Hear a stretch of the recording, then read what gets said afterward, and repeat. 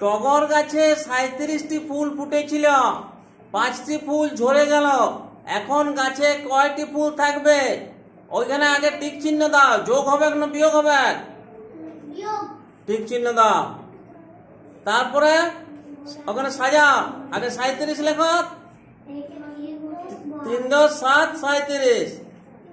তার তলে লেখো 5টা ঝরে গেছে। 7-এর তলে 5টা লেখো এককের ঘরে। হ্যাঁ হ্যাঁ, ওখানে 5 লেখো। আর এদিকে বিয়োগ চিহ্ন দাও। হ্যাঁ, এবার বিয়োগ করো।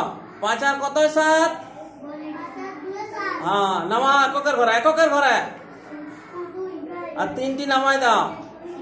তাহলে 32। তাহলে এখন গাছে কয়টি টগর ফুল আছে?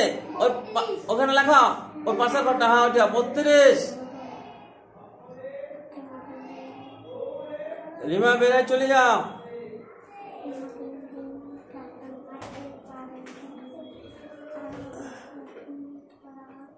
বাগানে 15টি পেয়ারা চারা ছিল, আরো 5টি চারা লাগানো হলো।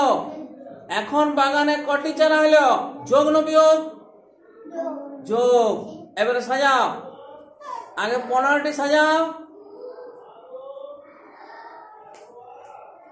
হ্যাঁ, আগে 10, 5, 15। ঠিক আছে। তারপরে 5টি আরো চারা লাগানো হলো। তাহলে মোট কটি হলো? যোগ করো।